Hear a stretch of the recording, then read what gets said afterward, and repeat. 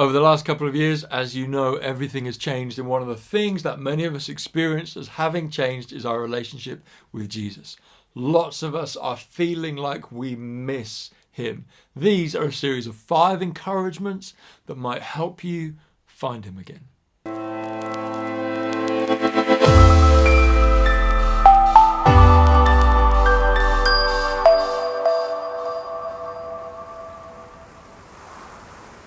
Throughout the Bible, there are a whole host of interesting characters. Maybe one of the most interesting is a guy named David.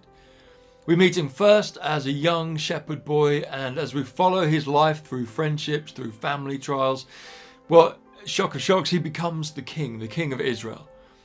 His life has plenty of highs, it has plenty of lows, and throughout it he reflects on how he feels about God, about what his experience of God is through these experiences of life. Many of these workings out of his emotions and reflecting on the happenings around him, he writes down as poetry, as song, and they find their way into the Bible. Right in the middle of the Bible, the book of Psalms. Psalm 27 is a great example of the kind of, if you like, self-encouragement, self-talk that David and maybe you and I benefit from every now and again. Throughout this poem, David declares the goodness of God. He reminds himself and anybody who might be listening or reading that God is good, that God is his rock and his fortress and his salvation. He kind of declares that he will be faithful to God because he knows God is also faithful to him. But then he also strays into this declaration that don't turn your face from me, God. Don't disappear from my life, God. Where have you gone? I wonder if you know how that feels. At the end of the psalm, he finishes it with this assurance, and you can imagine him writing it and needing to hear his own words as much as any of us might need to hear them today. He says, I am still confident of this, that despite all the stuff he's just mentioned, the good and the bad, the knowing God and the not experiencing God, I'm still confident of this. I will see the goodness of God in the land of the living, which means round about me right now. And then there's this final word of encouragement to himself. Wait for the Lord. Be strong, take courage, and wait for the Lord.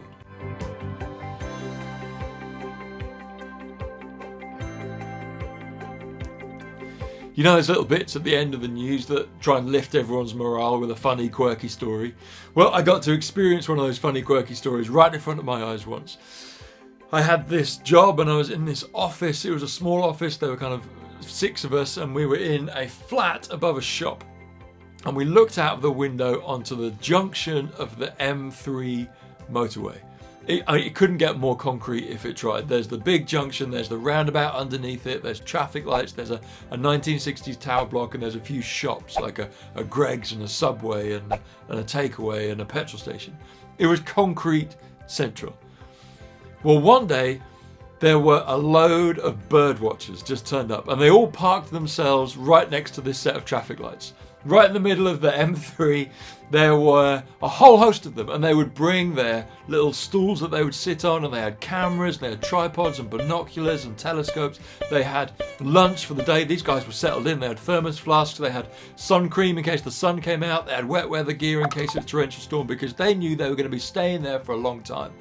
The reason they were there, I found out later on the news, was because there was this bird and it was supposed to have taken a completely different emigration path than it did, and it shouldn't be in that part of England, and at that time of the year it should be down in the kind of the bottom end of South Africa.